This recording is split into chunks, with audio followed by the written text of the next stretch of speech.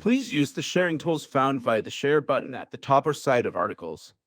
Copying articles to share with others is a breach of Forcom TCS and copyright policy. Email license and Forcom to buy additional rights. Subscribers may share up to 10 or 20 articles per month using the gift article service. More information can be found at Tapsua Forcom Tour. Tapsua Forcom content verification is 7 Baby for Backman and Robotica. A top American Air Force general has predicted that the US and China will probably go to war in 2025.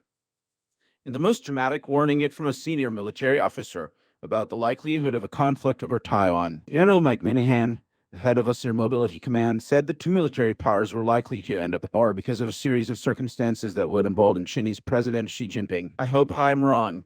My gut tells me we will fight in 2025, Minihan wrote in a private memo to his top commanders obtained by NBC News and seen by the Financial Times. A top American Air Force general has predicted that the US and China will probably go to war in 2025.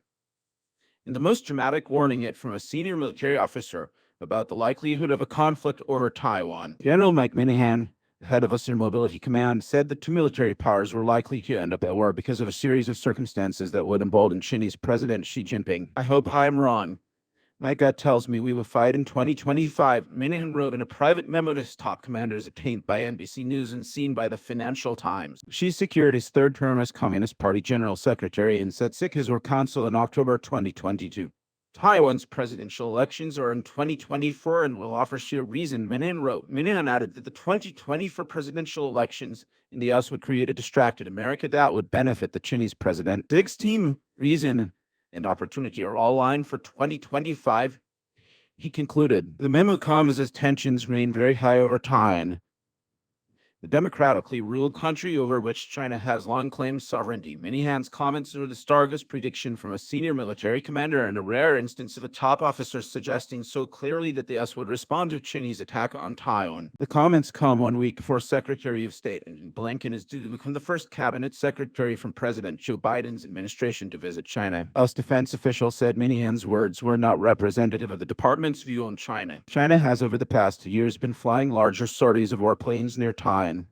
Last August, the Chinese military conducted large-scale exercises that included firing missiles over Taiwan in response to the House Speaker Nancy Pelosi visiting Taipei. Underscoring the tension, Biden has on 4 occasions said he would order this military to intervene if China attacked Taiwan. His warnings appeared to change a long-standing policy known as strategic ambiguity, under which Washington does not say whether this military would intervene in a conflict or Taiwan. Over the past 2 years, several US military commanders have given rough timelines for possible Chinese military action against Taiwan. In March 2021, Admiral Philip Davidson, then head of US Indo-Pacific Command, said China could attack Taiwan by 2027 in comments that elevated concern in the US and around the Indo-Pacific about a threat to Taiwan. Last October, Admiral Michael Gilday, head of this Navy, said the Pentagon had to be prepared for military action at any time. When we talk about the 2027 window, in my mind, that has to be a 2022 window or potentially a 2023 window. Gilday told the Atlantic Council, in comments dismissed by some as a clumsy effort to remind the military that it always had to be prepared to fight at any time. As head of Air Mobility Command,